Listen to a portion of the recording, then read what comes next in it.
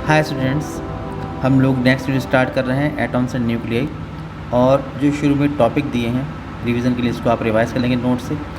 Question number 1 देखिए, लिखा है why is the classical Rutherford model for an atom of electron orbiting around the nucleus not able to explain the atomic structure. तो आप जानते हैं कि जो रदरफोर्ड मॉडल है उसके अकॉर्डिंग जितना भी पॉजिटिव चार्ज है और जितना भी एटम का मास है वो एक बहुत ज़रा से स्पेस में, जिसको हम न्यूक्लियस कहते हैं, जिसकी रेडियस 10⁻15 मीटर की ऑर्डर की होती है, उस ज़रा से स्पेस में वो सेंटर्ड है और 10⁻10 मीटर रेडियस का एक हॉलो स्फीयर है।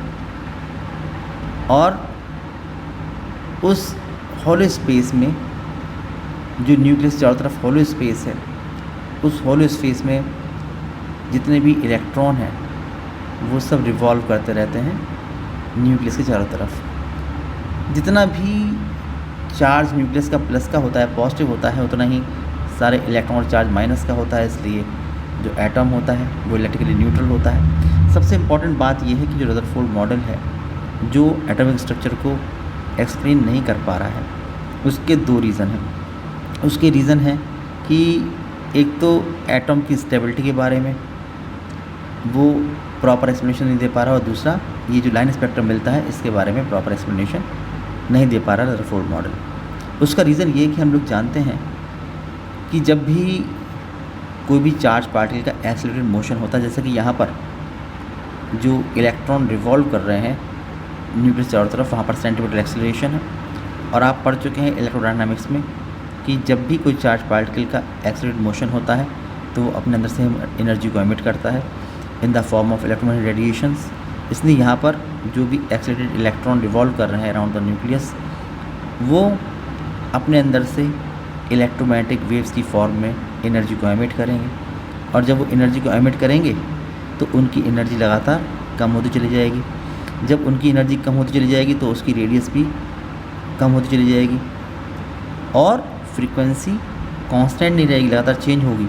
इसलिए कुछ टाइम बाद क्या होगा कि जो ये इलेक्ट्रॉन है, रिवॉल्विंग इलेक्ट्रॉन, जब इनकी एनर्जी बहुत ही कम होती चली जाएगी तो ये धीरे धीरे आएंगे न्यूक्लियस के पास और न्यूक्लियस में गिरकर एटम की जो स्टेबिलिटी है वो नहीं रह पाएगी, यानी कि एटम ख़त्म हो जाएगा कुछ टाइम बाद।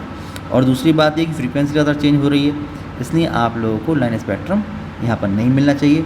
यहाँ पर एक कॉन्टिन्यूस स्पेक्ट्रम मिलना चाहिए, लेकिन मिलता है लाइन स्पेक्ट्रम। हम जानते हैं कि जो एटम होते हैं वो भी स्टेबल होते हैं। इसलिए जो रदरफोर्ड का मॉडल है ये इन दोनों बातों को प्रॉपर्ली एक्सप्लेन नहीं कर पा रहा है। तो आप आंसर लिखेंगे क्वेश्चन नंबर 1 का, लिखेंगे कि electrons revolving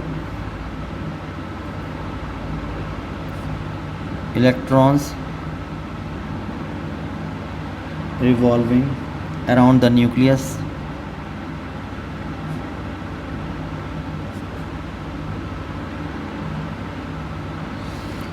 have centripetal acceleration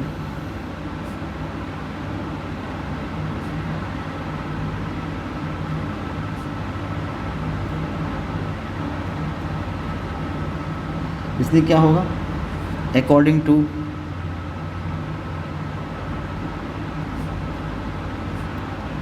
electrodynamics,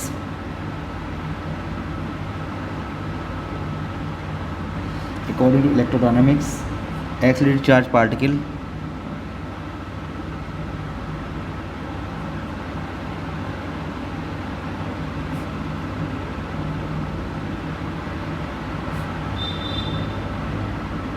radiate energy in the form of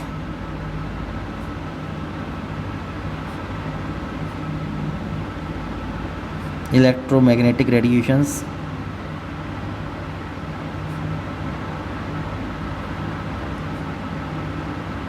ठीक है, तो क्या होगा, सो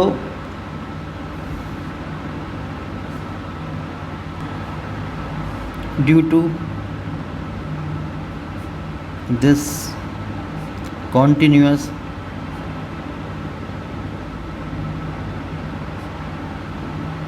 loss of energy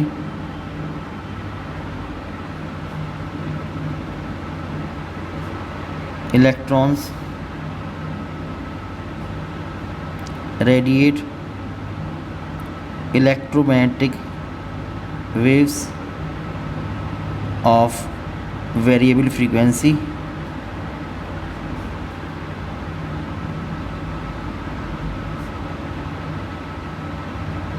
and the radii of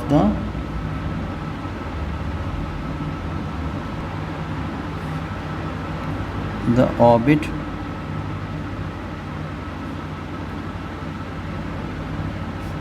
should continuously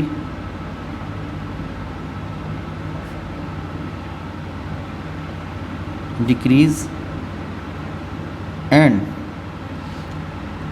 ultimately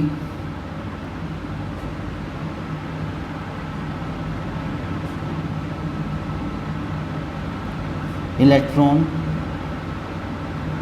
should fall into the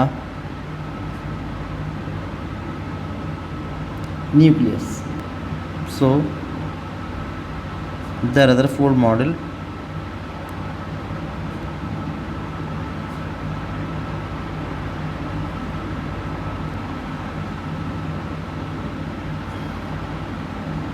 suffers from following true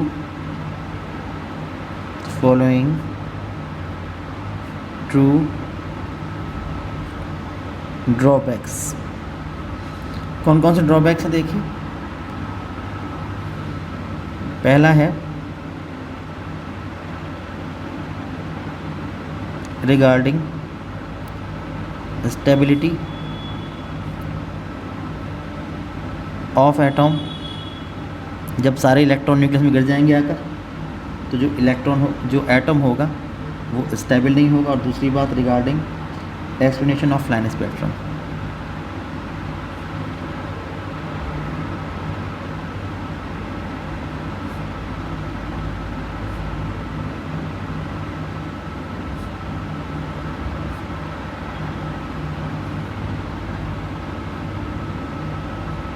जो line spectrum मिलता है उसको explain नहीं कर पाया क्योंकि एक्चुअल में मिलता है लाइन स्पेक्ट्रम, लेकिन जो यहाँ पर बताया जा रहा है कि यहाँ पर फ्रीक्वेंसी लगातार चेंज होती रहेगी, वेरिएबल फ्रीक्वेंसी की इलेक्ट्रोमैग्नेटिक रेडिएशन इससे एमिट होंगी, तो मिलना चाहिए हमें कॉन्टीन्यूस स्पेक्ट्रम, लेकिन मिलता है लाइन स्पेक्ट्रम। इसलिए इन बातों को एक्सप्लेन नहीं कर पा रहे हैं रदरफोर्ड मॉडल।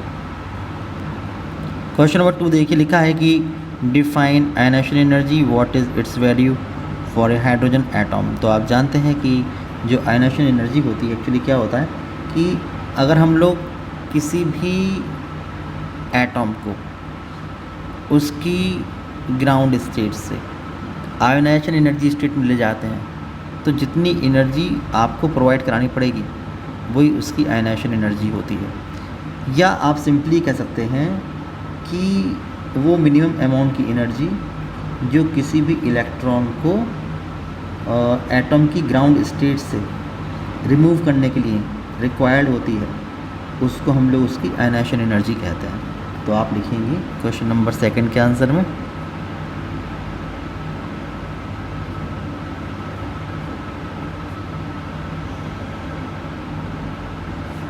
Ionization energy. आप लिखेंगे the minimum amount of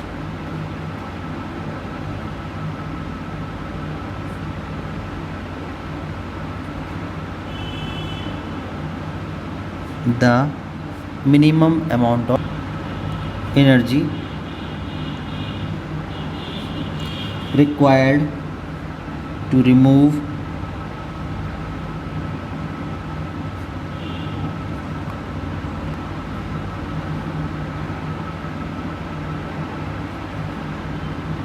an electron from the ground state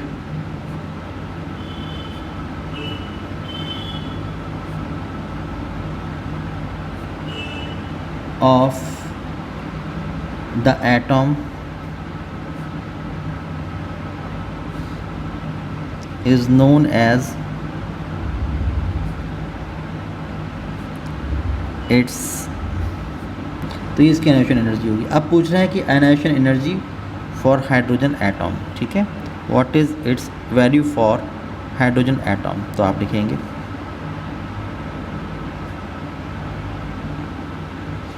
ionization energy for hydrogen atom. तो कैसे निकालोगे आप, मैंने आपसे ये कहा कि हम लोग ग्राउंड एनर्जी स्टेट से आयनाइजेशन एनर्जी स्टेट में ले जाते हैं किसी भी एटॉम को, तो जितनी एनर्जी रिक्वायर्ड है, तो E final minus E infinite और माइनस E1। आप जानते हैं कि for hydrogen atom, for hydrogen atom E suffix N की वैल्यू होती है -13.6 upon N square electron volt, ये होती है। तो अगर आप लोग ये वैल्यू आपको पता है, तो अगर आप लोग यहाँ से निकालना चाहेंगे आयनाइजेशन एनर्जी, तो आप लिखेंगे कि ई आयनाइजेशन इज इक्वल टू हो जाएगा, ई इनफाइनाइट कितना होगा, देखो ई इनफाइनाइट यहाँ से निकालोगे तो -13.6 upon infinite square -13.6 upon 1 square, ये हो जाएगा 13.6 अपॉन इनफाइनाइट 0 और -13.6, तो जो इसकी आयनाइजेशन एनर्जी होगी वो हो जाएगी माइनस माइनस प्लस, तो 13.6 इलेक्ट्रॉन वोल्ट। तो इस तरह से हम लोग हाइड्रोजन एटॉम की आयनाइजेशन एनर्जी को यहाँ से निकाल सकते हैं। क्वेश्चन नंबर 3 देखिए, लिखा है कि find the ratio of energies of photons produce due to transition of an electron of hydrogen atom from its A part है second permitted energy level to the first level and B part the highest permitted energy level to the first permitted level. तो देखो, इस question करने के लिए आप जानते हैं कि for hydrogen atom nth level में जो एनर्जी होती है ई सफिक्स एन, ये होती है -13.6 अपॉन एन स्क्वायर, इतना इलेक्ट्रॉन वोल्ट। या आप ये कह सकते हैं -RSC अपॉन एन स्क्वायर भी आप कह सकते हो, जो आपको सूट करे वो आप कह सकते हो यहाँ से, ये होता है। ओके, अब यहाँ पर 2 फोटोन की एनर्जी की हम लोग बात कर रहे हैं, एक ए पार्ट और एक B part.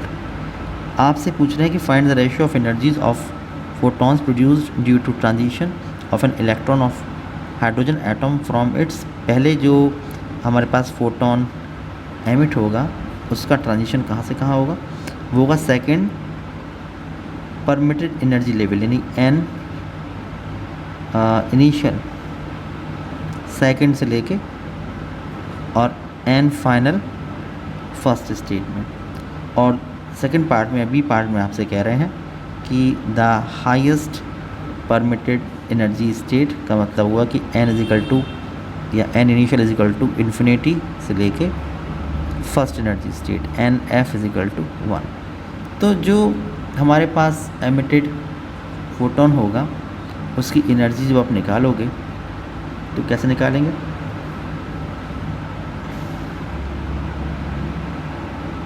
Energy of emitted photon, इसको मैं ई सफिक्स ए मान ले रहा हूँ, और यहाँ पर एनर्जी ऑफ एमिटेड फोटोन,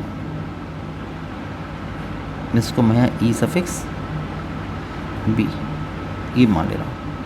हमेशा हायर एनर्जी स्टेट से लोअर एनर्जी स्टेट की हम लोग बात करेंगे। तो आप देखिए यहाँ पर हायर कौन सा है 2 और लोअर कौन सा 1, तो हो जाएगा यहाँ पर E2 माइनस E1, और यहाँ पर हायर है इनफाइनाइट, तो E इनफाइनाइट माइनस E1। जो आपके पास ये फॉर्मूला लिखा है ए, इसको आप यूज़ करेंगे तो E suffix A is equal to हो जाएगा, E2 लिखेंगे आप -13.6 अपॉन 2 स्क्वायर और माइनस 13.6 अपॉन 1 स्क्वायर, तो जगह माइनस 13.6 अपॉन 4 और ये माइनस माइनस प्लस 13.6 ये हो जाएगा। तो यहाँ पर हो जाएगा माइनस 3.4 प्लस 13.6, तो ई सफिक्स से हो जाएगा 10.2 इलेक्ट्रॉन वोल्ट। यहाँ सॉल्व करें तो E suffix B is equal to, देखिए वैल्यू यहाँ पर पुट करेंगे इनफाइनाइट, तो हो जाएगा minus 13.6 upon infinite square minus 13.6 upon 1 square, तो E suffix B is equal to 13.6 upon infinite का मतलब होता है 0 और माइनस माइनस प्लस 13.6, तो ई सफिक्स बी की जो वैल्यू निकल के आएगी ये आएगी 13.6 इलेक्ट्रॉन वोल्ट। ठीक है, तो अब जो वैल्यूज़ हमारे पास निकल के आ रही हैं, जैसे कि आपने यहाँ पर से देखा कि ई सफिक्स ए और ई सफिक्स बी के लिए जो निकल के आ रही हैं, E A 10.2 electron volt and E B equal to 13.6 electron volt. तो अगर हम लोग ये 1 को 2 से डिवाइड कर दें तो ये रेशो आप लोगों को निकालना है, ये है ई सफिक्स से, तो आप लिखेंगे डिवाइडिंग 1/2, तो रेशो आपको मिल जाएगा।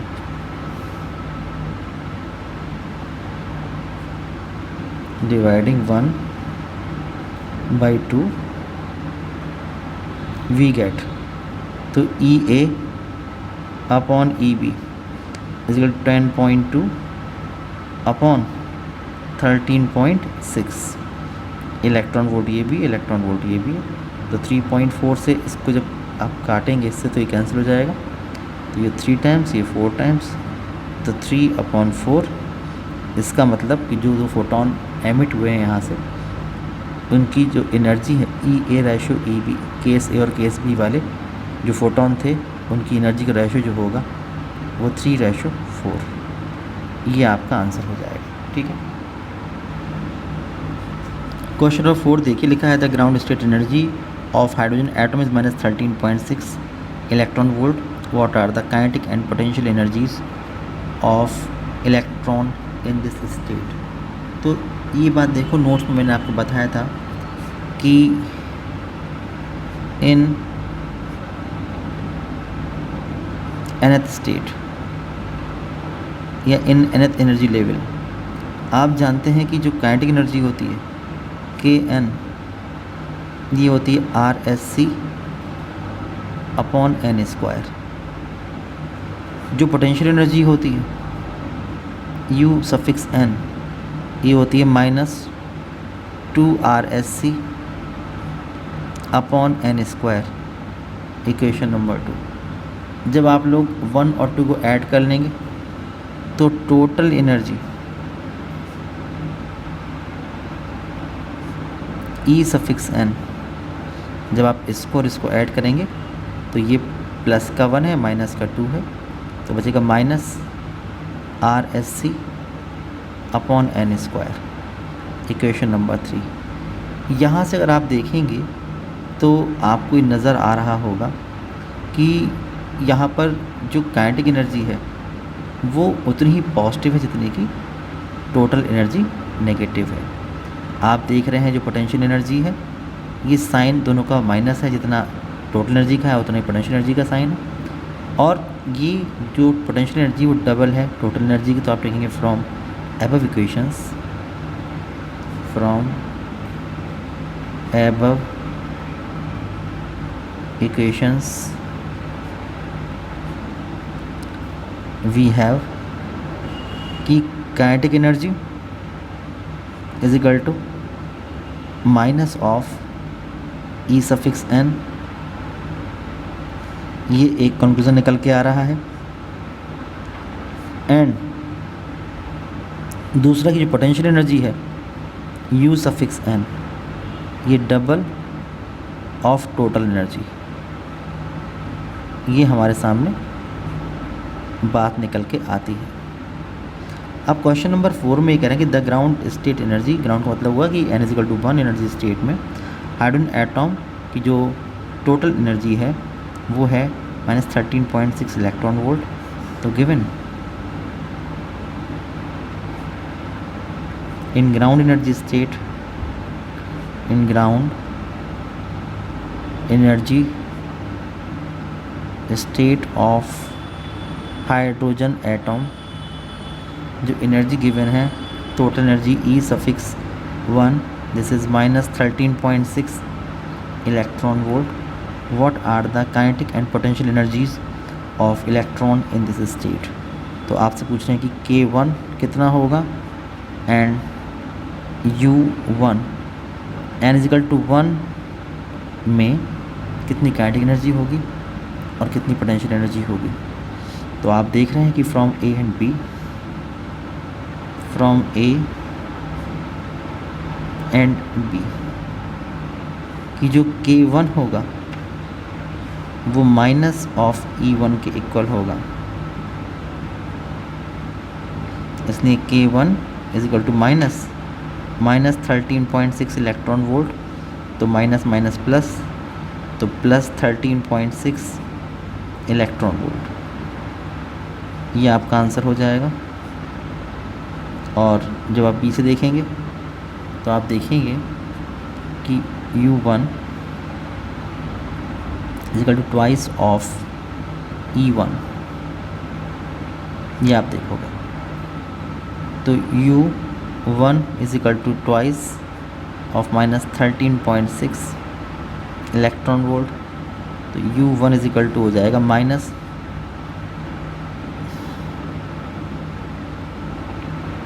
-27.2 इलेक्ट्रॉन वोल्ट.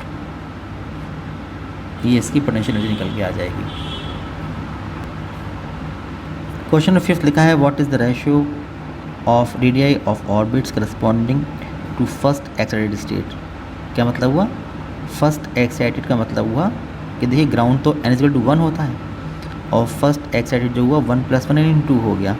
तो सेकेंड स्टेट में और द ग्राउंड एनर्जी स्टेट यानी कि n=1 के लिए n=2 और n=1 में जो रेडियस है ऑर्बिट्स की हाइड्रोजन एटॉम में, उसका रेशियो आपको निकालना है इन हाइड्रोजन एटॉम्स. तो इस क्वेश्चन करने के लिए आपको पता होना चाहिए कि जो हमारे पास बोर्स थ्योरी थी हाइड्रोजन एटॉम की, हाइड्रोजन लाइक एटॉम की, उसके अकॉर्डिंग जो रेडियस का फॉर्मूला आता था क्वेश्चन नंबर 5 में आप लिखेंगे फ्रॉम बोर्स थ्योरी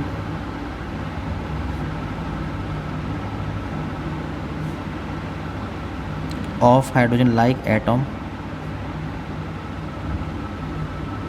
इसमें अगर हम लोग देखते थे तो जो R⁴n का फॉर्मूला आता था वो याद होगा आप लोगों को.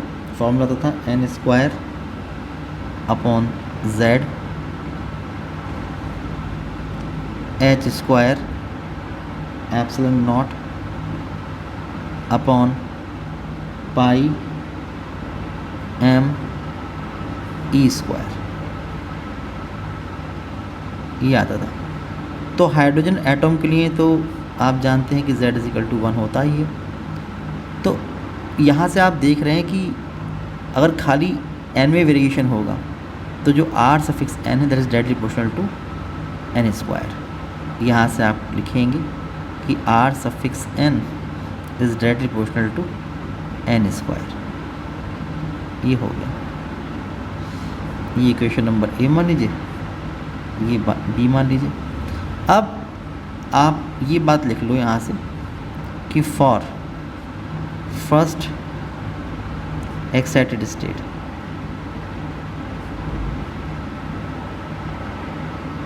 अगर हम बात करेंगे पहले फर्स्ट एक्साइटेड स्टेट की, तो n की वैल्यू कितनी होगी? n की वैल्यू होगी 1 + 1 फॉर ग्राउंड, तो 2. और for ground energy state, for ground energy state, तो उसके लिए n की वैल्यू जो होगी ये 1 होगी. तो आप लोगों को निकालना है कि R2 रेशो R1 ये कितना होगा.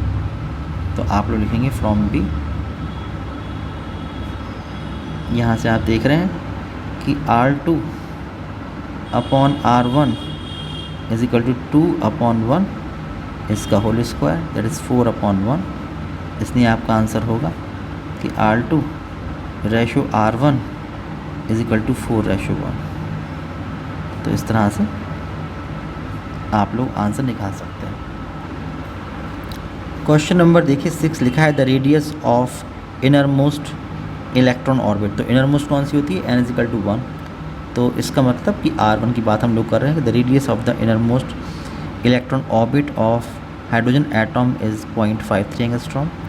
तो what is the radius of the orbit in the second excited state. तो सेकेंड एक्साइटेड मतलब क्या हुआ कि फर्स्ट तो ग्राउंड हो गया, उसके बाद सेकेंड एक्साइटेड में आपको 2 और ऐड करना पड़ेगा 3, तो आपको R3 निकालना है। तो आप लिखेंगे क्वेश्चन नंबर 6 में कि for inner most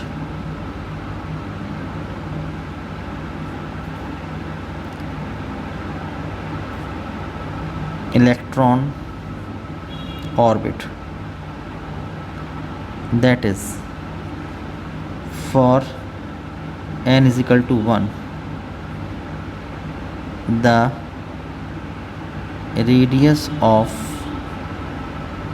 bourse orbit या ऑर्बिट ये गिवन है R1 is equal to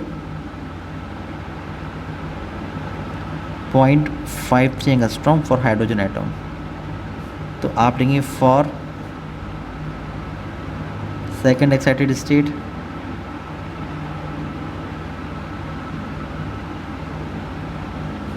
n की वैल्यू कितनी हो जाएगी, वो हो जाएगी 2 सेकेंड प्लस 1 यानी कि 3, ये हो जाएगा। तो आप लोगों को R3 ये निकालना है। तो आप लोग ये इक्वेशन बी जो लिखी हुई है फिफ्थ क्वेश्चन की इक्वेशन नंबर बी यहाँ से चलेंगे।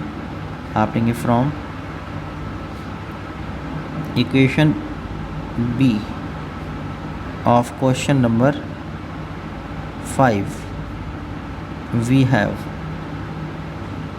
क्या इक्वेशन है कि R suffix n is directly proportional to n square for hydrogen like atom. Okay, अगर 8 के एटम की बात करें इसमें z सेम है, तो ये इक्वेशन आपके पास होनी चाहिए।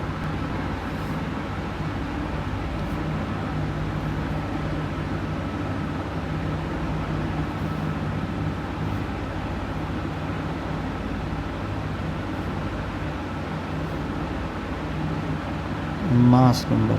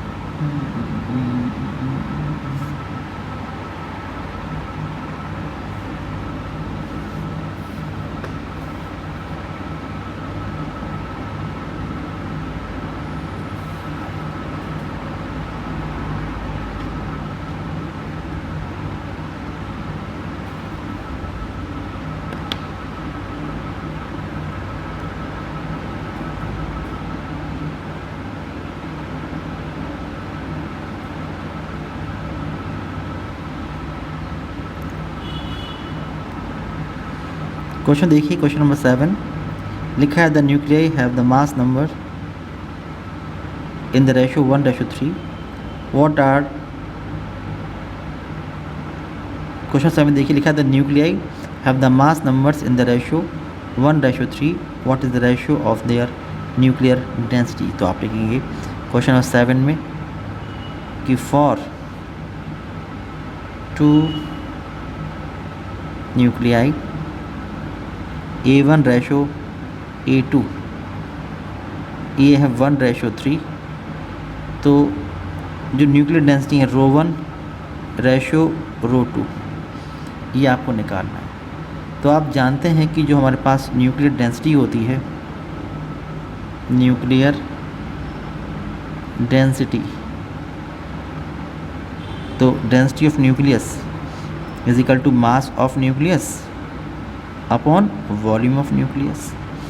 अब अगर मान लीजिए कि हमारे पास जो न्यूक्लियस है उसके अंदर कितने न्यूक्लियॉन्स होंगे, जितना उसका मास नंबर है, जितने कैपिटल ए है, और अगर एक न्यूक्लियॉन का मास स्मॉल m है तो टोटल मास कितना हो जाएगा, ये हो जाएगा small m into capital A. Small m mass of one nucleon and capital A जिसको हम मास नंबर कह रहे हैं, ये total number of nucleons inside the nucleus ये होते हैं। तो इसलिए small m into capital A ये मास ऑफ न्यूक्लियस हो जाएगा, और इसका अगर रेडियस मैं r मान लूँ तो जो वॉल्यूम होगा, क्योंकि स्फीयर मानते हैं आप लोग, तो 4/3 पाई r³ ये हो जाएगा।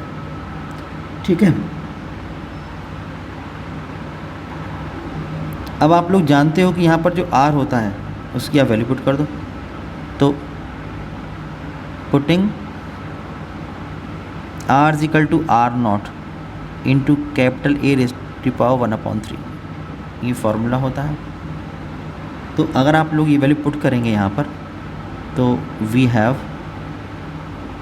जो न्यूक्लियर डेंसिटी होगी ρn ये हो जाएगी m into A divide by 4/3 पाई, जहाँ लिखा था r³ वहाँ हो जाएगा r0³ और इंटू लिखा है A/1/3 का क्यूब तो हो जाएगा a।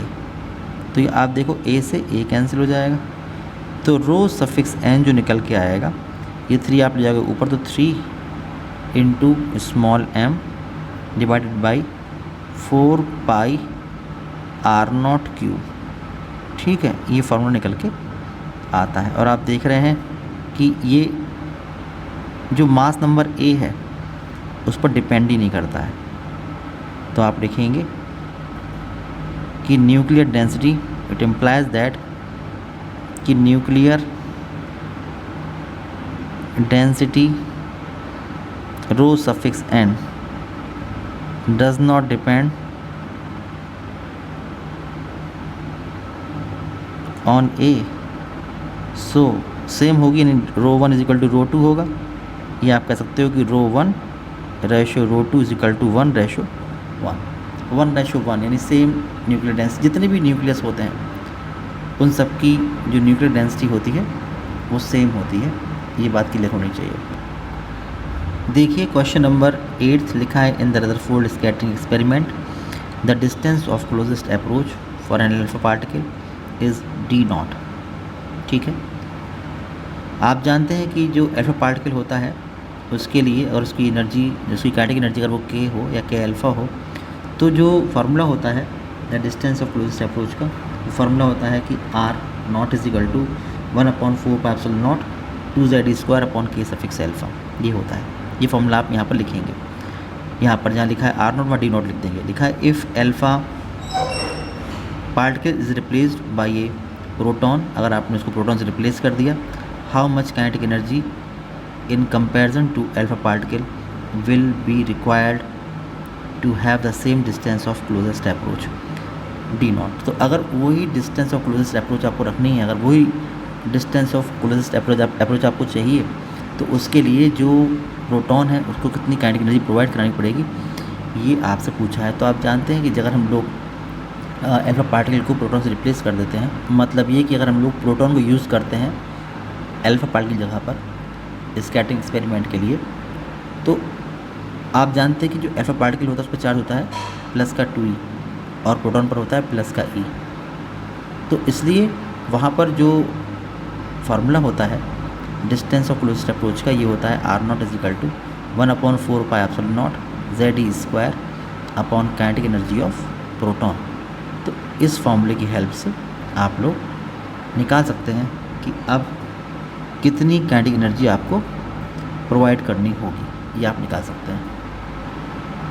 आप लिखेंगे कि क्वेश्चन नंबर 8 में कि if Z be the atomic number of nucleus, then the distance of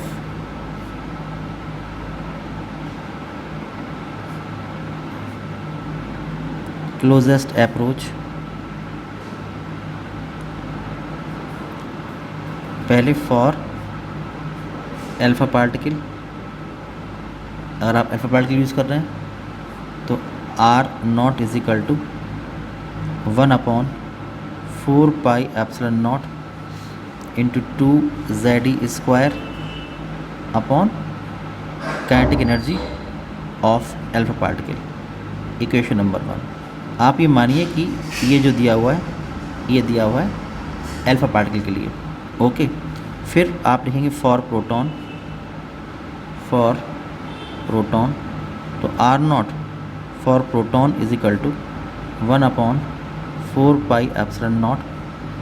अब यहाँ पर देखिए चार्ज Z था न्यूक्लियस का और 2E था अल्फ़ा पार्टिकल का। अब जो चार्ज Z होगा ये होगा न्यूक्लियस का, और केवल प्लस का E होगा प्रोटॉन का, तो यहाँ पर आता है Ze² upon kinetic energy of proton. Equation number 2 ये निकल के आती है। लेकिन आप देख रहे हैं कि क्वेश्चन में ये कहा जा रहा है कि आपको same distance of closest approach चाहिए। आप लिखें बट अकॉर्डिंग टू क्वेश्चन कि जो R0 है अल्फ़ा पार्टिकल के लिए वही R0 है प्रोटॉन के लिए, और ये D0 गिवन है, तो आप लिखेंगे hence equating 1 and 2, hence equating 1 and 2। जब इक्वेट करेंगे तो आपको मिलेगा 1/4 pi epsilon naught 2Z² upon kinetic energy of alpha particle is equal to 1/4 pi epsilon naught Ze² upon kinetic energy of proton, kinetic energy of proton. तो इससे ये cancel, Ze² से Z² cancel. तो kinetic energy of proton यहाँ से अगर आप देखेंगे तो काइनेटिक एनर्जी ऑफ प्रोटॉन जो होगी वो अल्फ़ा पार्टिकल काइनेटिक एनर्जी मुकाबले 1/2 टाइम होगी। जितनी काइनेटिक एनर्जी आपने दी थी अल्फ़ा पार्टिकल को, उससे केवल आधी ही काइनेटिक एनर्जी आपको प्रोटॉन को देनी पड़ेगी। तो same distance of closest approach आप लोगों को मिल जाएगी। ओके, तो ये इसका आंसर होगा। क्वेश्चन नंबर 9 देखिए, लिखा है state Bohr's postulate of quantisation of angular momentum of the orbital electron in hydrogen atom. तो क्वेश्चन नंबर 9 में इसका आंसर आप लिखेंगे। आपको याद होगा कि इस कंडीशन के अकॉर्डिंग जो भी इलेक्ट्रॉन रिवॉल्व कर रहा है न्यूक्लियस के अराउंड, वो ऐसा नहीं किसी भी ऑर्बिट में रिवॉल्व कर सकता है, वो केवल उन्हीं ऑर्बिट्स में रिवॉल्व करता है जहाँ पर उसका जो एंगुलर मोमेंटम होता है I/ω, जिसको हम एंगुलर मोमेंटम कहते हैं। जब सॉल्व करते हैं तो I/ω कितना होता है mvr के इक्वल। तो जो उसका एंगुलर मोमेंटम होता है वो h/2π का इंटीग्रल मल्टीपल होता है। केवल उन्हीं ऑर्बिट्स में कोई भी इलेक्ट्रॉन रिवॉल्व कर सकता है, और इन ऑर्बिट्स को हम लोग उसकी स्टेशनरी ऑर्बिट्स कहते हैं। ठीक है, और जब वो इन ऑर्बिट्स में रिवॉल्व करता है तो कोई भी इलेक्ट्रॉन अपने अंदर से एनर्जी को एमिट नहीं करता। जैसे कि मैंने बताया था पहले आप लोगों को, जो डिमेरिट्स थी हमारे पास, ड्रॉबैक्स थे रदरफोर्ड मॉडल के, उसमें बताया गया था कि जो एक ब्रांच है फिजिक्स की इलेक्ट्रोडायनामिक्स, उसके अकॉर्डिंग जब भी कोई चार्ज पार्टिकल एक्सेलरेटेड होता है तो अपने अंदर से एनर्जी को एमिट करता है in the form of electromagnetic radiations. तो ये बात तब एप्लीकेबल नहीं होगी जब वो अपनी स्टेबल ऑर्बिट्स में रिवॉल्व करेगा इलेक्ट्रॉन, जहाँ पर उसका जो एंगुलर मोमेंटम है वो h/2π का इंटीग्रल मल्टीपल होगा उस केस में वो अपने अंदर से एनर्जी को एमिट नहीं करेगा, और जब एमिट नहीं करेगा तो उसकी जो एनर्जी है वो कांस्टेंट बनी रहेगी। जब वो कांस्टेंट बनी रहेगी तो फिर वो उन्हीं ऑर्बिट्स में रिवॉल्व करता रहेगा। तो इससे दोनों प्रॉब्लम सॉल्व हो जाएंगी हमारी। एक तो जो स्टेबिलिटी की बात थी एटॉम की, उसको भी हम एक्सप्लेन कर सकते हैं, और दूसरा जो लाइन स्पेक्ट्रम है उसको भी हम लोग यहाँ पर से एक्सप्लेन कर सकते हैं। तो आप लिखेंगे कि according to Bohr's quantisation condition,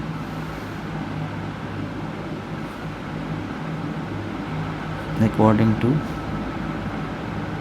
Bohr's quantization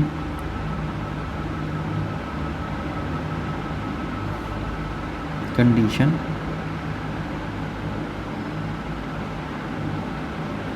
electrons are permitted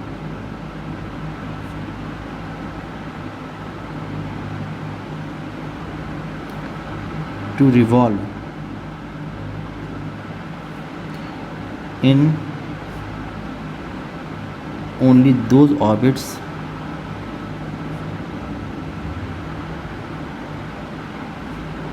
in which the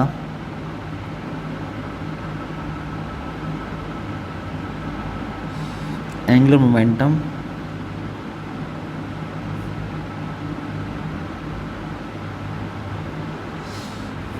of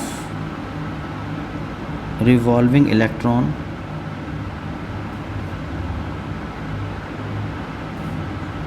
is integral multiple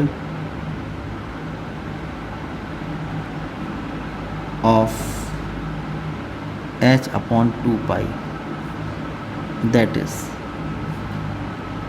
angular momentum जो होता है आई इंटू ओमेगा, ये n into h upon 2 pi के इक्वल होगा। जब आप आई लिखेंगे एम आर स्क्वायर और omega is equal to v upon r, तो सॉल्व करेंगे तो आएगा m v r is equal to n into h upon 2 pi. और यहाँ पर क्योंकि ये इंटीग्रल मल्टीपल है इसलिए एन की वैल्यू कितनी होनी चाहिए, 1 2 3 4 एंड सो ऑन, ये होना चाहिए। आप समझ पा रहे होंगे कि m इलेक्ट्रॉन का मास है, v उसकी स्पीड है, r रेडियस है उस ऑर्बिट की जिसमें इलेक्ट्रॉन रिवॉल्व कर रहा है, h प्लैंक कांस्टेंट है, और यहाँ पर जो हमारे पास n है इसको आप लोग प्रिंसिपल क्वांटम नंबर कहते हैं। क्वेश्चन नंबर 10 देखिए, लिखा है कि in hydrogen atom if the electron is replaced by a particle which is 200 times heavier but has the same charge, how would its radius change. तो आप जानते हैं कि फॉर हाइड्रोजन लाइक एटॉम जो रेडियस होती है या जो हमारे पास बोर्स रेडियस होती है उसका फॉर्मूला होता है r is equal to n square upon z. मैंने थोड़ा पहले भी लिखा था ये formula, n square upon z h square epsilon naught upon pi into m into e square, ये होता है। तो अगर चार्ज भी सेम है, क्योंकि आपने किसी ऐसे पार्टिकल से रिप्लेस किया है कि जहाँ पर चार्ज भी सेम है, तो आप देखिए हाइड्रोजन एटम में तो Z इक्वल टू 1, उसी n की बात आप लोग कर रहे हो, दोनों के लिए सेम है, H प्लैंक कांस्टेंट ये भी कांस्टेंट है, एप्सिलॉन नॉट भी कांस्टेंट है, तो केवल R is inversely proportional to M। तो इट इम्प्लाइज दैट कि जो R है that is inversely proportional to M। अब आप लोग क्या करते हो कि हम लोग कोई ऐसा पार्टिकल लेते हैं जिसका चार्ज तो इलेक्ट्रॉन की तरह ही है, उतना ही है, लेकिन मास जो है वो 200 टाइम्स ज़्यादा है। तो यहाँ से आप लिखोगे कि इट इम्प्लाइज दैट कि R final upon R initial is equal to initial mass upon final mass. अगर इलेक्ट्रॉन का मास था m और अब जो मास हो गया वो 200 टाइम्स हो गया, इससे कैंसिल, तो 1/200 ये हो जाएगा। तो जो फाइनल रेडियस होगी आर एफ, ये हो जाएगी आर इनिशियल अपॉन 200। जो फाइनल रेडियस होगी वो इनिशियल रेडियस की 1/200 टाइम्स होगी। आप देखेंगे that is the radius of the orbit will become 1/200 times that of the radius in case of electrons, in case of electron। तो ये आपका आंसर हो जाएगा इस क्वेश्चन का। क्वेश्चन नंबर 11 लिखा है out of the two characteristics the mass number A and the atomic number Z of A nucleus which one does not change during the nuclear beta decay. तो beta emission का मतलब होता है, beta particle होता है -1 beta 0। तो आप देख रहे हैं कि जो ए है उसमें कोई चेंज नहीं होगा, जेड एक्स ए लिखा जाता है। जेड एक्स ए में से जब एक -1 बीटा 0 निकल जाएगा तो आप देख रहे हैं कि उसका जो एटॉमिक नंबर है वो 1 से बढ़ जाएगा, Z+1 हो जाएगा, लेकिन मास नंबर में कोई भी चेंज नहीं होगा। क्वेश्चन नंबर 12 देखिए। क्वेश्चन नंबर 12 में लिखा है कि in hydrogen atom an electron undergoes transition from second excited state to the first excited state and then go to the ground state. Identify the spectral series to which these transitions belong and B part लिखा है find out the ratio of the wavelength of the emitted transitions for two cases।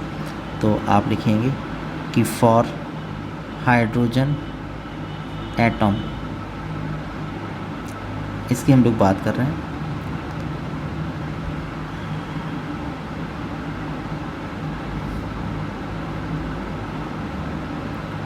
ये excited energy states हैं और ये ground energy state है, ठीक है। ये है ground energy state.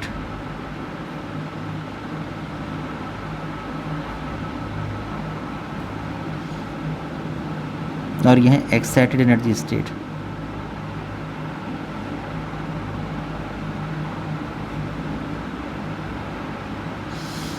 Ground energy state के लिए ये होता है n = 1। एक्साइटेड, फर्स्ट एक्साइटेड ये है, सेकंड ये, थर्ड ये फर्स्ट एक्साइटेड है, ये सेकंड एक्साइटेड है, ये थर्ड एक्साइटेड है। लेकिन इसके लिए इसके बाद की वैल्यू n = 2 होगा फर्स्ट एक्साइटेड स्टेट के लिए, n = 3 होगा सेकंड एक्साइटेड स्टेट के लिए, n = 4 होगा थर्ड एक्साइटेड स्टेट के लिए। ओके, तो आपसे ये कहा जा रहा है कि in hydrogen atom an electron undergoes transition from second excited state to the first excited state। पहले सेकंड से फर्स्ट एक्साइटेड स्टेट में ये ट्रांजिशन हुआ and then to the ground state, फिर वो आया ग्राउंड एनर्जी स्टेट में ये आया। मान लीजिए कि ये जो लाइन है इसकी वेवलेंथ λ1 और इसकी वेवलेंथ λ2। ओके, तो ये पूछा जा रहा है आप लोगों से ए पार्ट और बी पार्ट में, identify the spectral series to which these transitions belong. तो ये कौन सी सीरीज़ है और ये कौन सी सीरीज़ है, ये आपको बताना है कि कौन सी सीरीज़ के ट्रांजिशंस ये हैं। तो इस ए पार्ट को करने के लिए आप लिखेंगे पहले कि this is for line 1 and this is for line 2। तो फॉर लाइन 1 ट्रांजिशन कहाँ से कहाँ हो रहा है? ट्रांजिशन हो रहा है n = 3 से 2 में, 3 से 2 में ये ट्रांजिशन हो रहा है। और जो लोअर मोस्ट एनर्जी स्टेट में जहाँ पर ट्रांजिशन होता है, चाहे 3 से 2 में हो चाहे 2 से 3 में हो, एक ही बात है। लेकिन आप लोग देखते हैं कौन से वाले को, इसको जो कम वैल्यू का होता है ये। और फिर आप लोग काउंट करते हैं लाइमन, बामर, पास्चर, रैकेटफोन। तो नंबर 2 को कौन से, बामर। तो ये बामर सीरीज़ है, ठीक है। तो ये मेंबर है बामर सीरीज़ का। तो आप लिखेंगे कि दिस इज़ कौन सी लाइन, 3 से 2 पर और तो first line, this is first line of बामर series.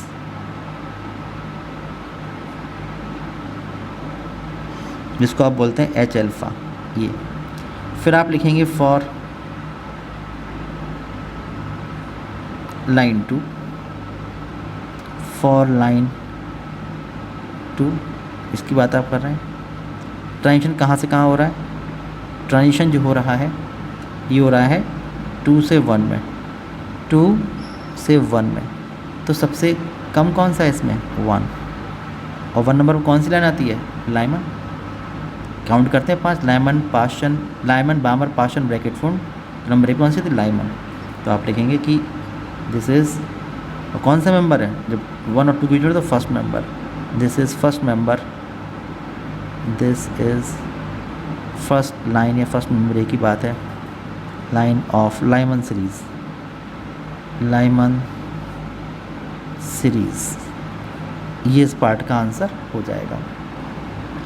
अब बी पार्ट में आप लोगों को जो दोनों स्पेक्ट्रल लाइन आप लोगों को मिल रही हैं, इसकी वेवलेंथ का रेशो आप लोगों को निकालना है। तो इसका मतलब λ1 रेशो λ2, ये आप लोगों को निकालना है। तो आप देखो कि हमारे पास इस केस में और इस केस में जो एमिटेड फोटोन है, अगर उसकी एनर्जी हमें पता लग जाती है तो हम लोग इजीली इस क्वेश्चन को सॉल्व कर सकते हैं, बिकॉज फार्मूला होता है λ = 12375 अपॉन ई, ये फार्मूला होता है। तो इस केस में अगर आपको निकालनी है कि कितनी एनर्जी है एमिटेड फोटोन की और इस केस में कितनी एनर्जी है, तो मान लीजिए इस केस में इसकी एनर्जी E1 है और इस केस में इसकी एनर्जी E2 है, या EA है और EB, कुछ भी मान सकते हो आप लोग। तो अगर मैं मान लेता हूँ कि यहाँ पर जो एनर्जी है ये है EA, यहाँ पर जो एमिटेड फोटोन है उसकी एनर्जी है EB, तो EA कितना होगा, ये होगा E3 माइनस E2, इसकी एनर्जी कितनी होगी, E2 माइनस E1 ये होगी। लेकिन इसके लिए आपको ये जो डिफरेंट लेवल पर यानी कि डिफरेंट वैल्यूज़ के लिए जो E की वैल्यूज़ हैं ये आपको पता होनी चाहिए। तो आप लिखेंगे for hydrogen atom E suffix n is equal to minus 13.6 upon n square electron volt, ये होता है। तो ग्राउंड एनर्जी स्टेट में एनर्जी है E1, first excited n equal 2 के लिए एनर्जी है यह है E2, और सेकेंड एक्साइटेड में यानी n इक्वल 3 में जो एनर्जी है यह है E3। इसकी वैल्यू होगी minus 13.6 upon 1 square, minus 13.6 upon 2 square, minus 13.6 upon 3 square electron volt में। तो माइनस 13.6 अपॉन 1 कितना, माइनस 13.6 इलेक्ट्रॉन वोल्ट, ये हो जाएगी। ओके, उसके बाद लिखा है minus 13.6 upon 2 square, minus 13.6 upon 4, तो माइनस 3.4 इलेक्ट्रॉन वोल्ट ये हो जाएगी। और माइनस 13.6 अपॉन 9 का मतलब माइनस 1.51 इलेक्ट्रॉन वोल्ट ये हो जाएगी। अब आप लोग सॉल्व कर सकते हैं फर्दर।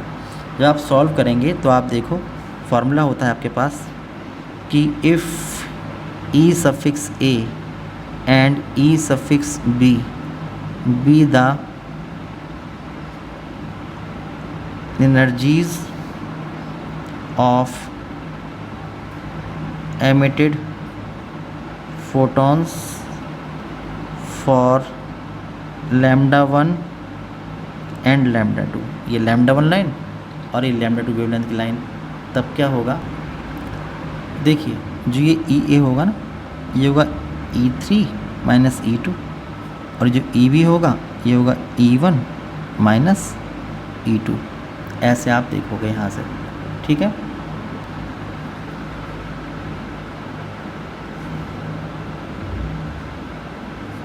ये होगा E3 माइनस E2 और ये होगा E2 माइनस E1, ये हो जाएगा।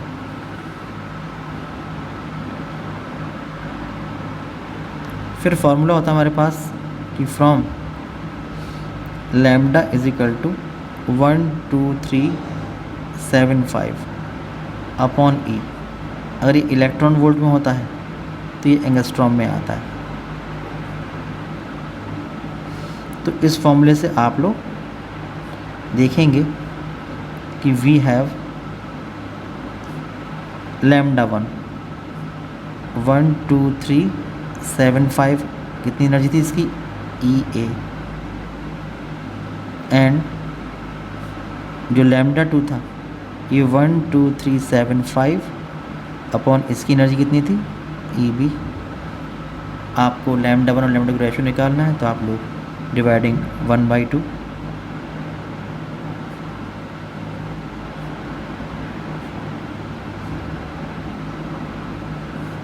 तो लैम्डा 1 अपॉन लैम्डा 2, इससे ये कैंसिल, तो ई बी अपॉन ई ए।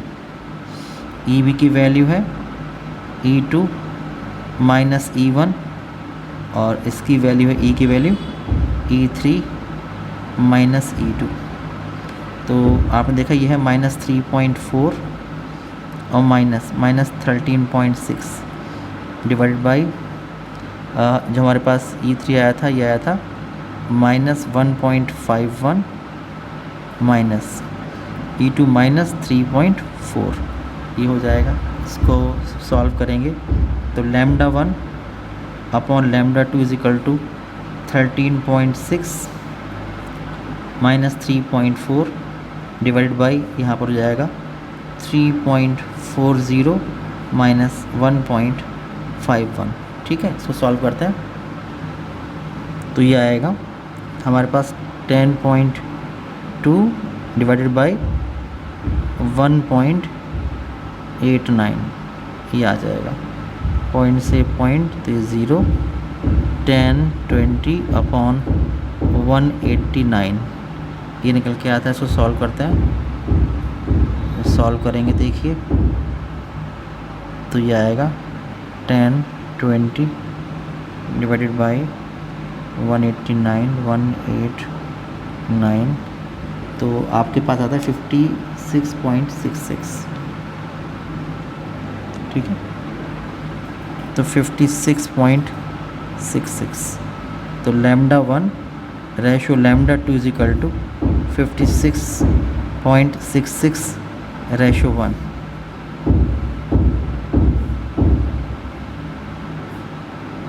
ये आपका आंसर निकल के आता है। क्वेश्चन नंबर 13 देखिए, लिखा है the energy of the electron in the ground state of hydrogen atom is -13.6 electron volt. तो आप लिखेंगे कि इन ग्राउंड एनर्जी स्टेट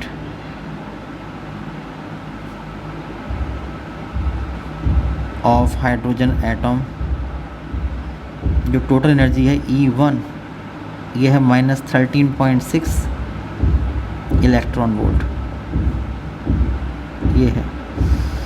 ठीक है, तो लिखा है A part what does the negative sign signify. तो आप जानते हैं जो नेगेटिव साइन यहाँ पर लगा हुआ है इसका मतलब ये हुआ कि अगर आप इतनी ही एनर्जी पॉजिटिव इसको आप प्रोवाइड करा देंगे तो इसकी टोटल एनर्जी ज़ीरो हो जाएगी। और इसका मतलब ये हुआ कि आप जानते हैं अगर वो इनफाइनाइट पर होगा तो उसकी काइनेटिक एनर्जी भी ज़ीरो और potential energy zero, total energy zero हो जाएगी। तो इसका मतलब ये हुआ कि ये जो इलेक्ट्रॉन है ये फ्री हो जाएगा। फ्री का मतलब कहाँ पहुँच जाएगा, अपनी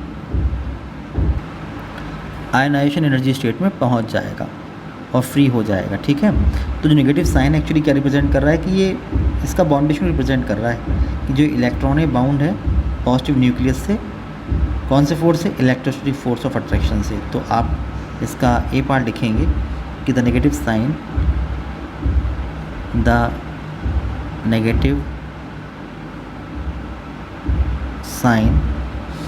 imply that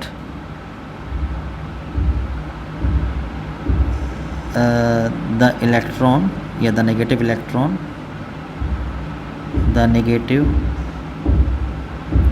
electron is bound to the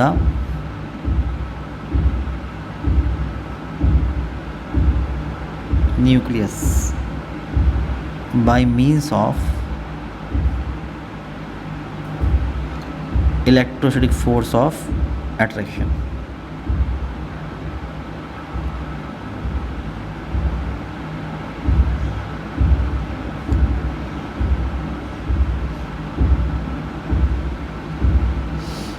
ये इसका मतलब है।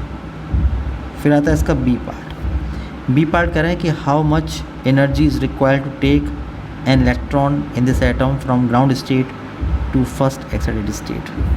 अब इन हाइड्रोजन एटम, अब इस हाइड्रोजन एटम में आप लोग क्या कर रहे हैं कि इसको आप लोग ग्राउंड एनर्जी स्टेट से फर्स्ट एक्साइटेड एनर्जी स्टेट में ले जा रहे हैं। ये है ग्राउंड एनर्जी स्टेट,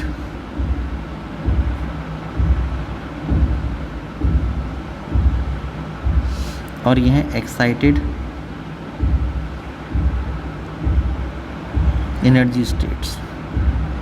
इसके लिए n इज इक्वल टू 1, ये फर्स्ट एक्साइटेड, ये सेकंड एक्साइटेड, ये थर्ड एक्साइटेड। इसके लिए n की वैल्यू 2, इसके लिए 3, इसके लिए 4। ग्राउंड स्टेट से फर्स्ट में ले जा रहे हैं। तो यहाँ पर जो फोटोन होगा वो एब्जॉर्ब फोटोन होगा।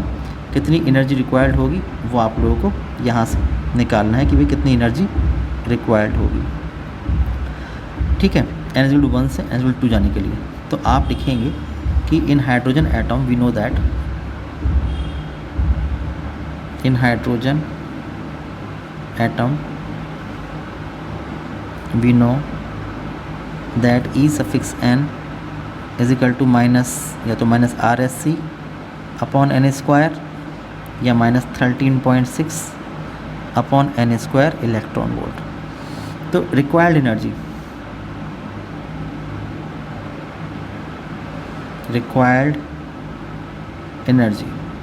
E तो यहाँ से यहाँ ले गए।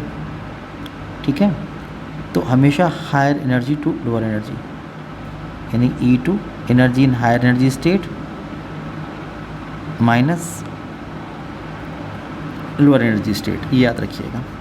जब आप ये फॉर्मूला यहाँ पर यूज़ करेंगे तो E इज इक्वल टू हो जाएगा माइनस RHC अपॉन 2 स्क्वायर और माइनस RSC अपॉन 1 स्क्वायर। या आप कह सकते हो कि minus 13.6 upon 2 square minus 13.6 upon 1 square. This is minus 13.6 upon 4 and plus 13.6। ये हो जाएगा, जब सॉल्व करेंगे तो हो जाएगा माइनस 13.6 तो हो जाएगा माइनस 3.4 एंड प्लस 13.6 तो हो जाएगा 10.2 इलेक्ट्रॉन वोल्ट। तो जो रिक्वायर्ड एनर्जी है E इज इक्वल टू ये आएगी 10.2 इलेक्ट्रॉन वोल्ट। इतनी एनर्जी रिक्वायर्ड होगी अगर आप किसी भी इलेक्ट्रॉन को हाइड्रोजन एटॉम में ग्राउंड एनर्जी स्टेट से फर्स्ट एक्साइटेड एनर्जी स्टेट तक ले जाते हैं तब। तो आज के इस वीडियो में इतने रखते हैं। नेक्स्ट वीडियो में इसके क्वेश्चंस जो होंगे उनको सॉल्व करेंगे। क्वेश्चन की बुकलेट का लिंक और क्वेश्चंस के जो सॉल्यूशन है उनका लिंक डिस्क्रिप्शन में अवेलेबल है। नेक्स्ट वीडियो में फिर मुलाकात होगी आप लोगों से, तब तक के लिए बाय बाय।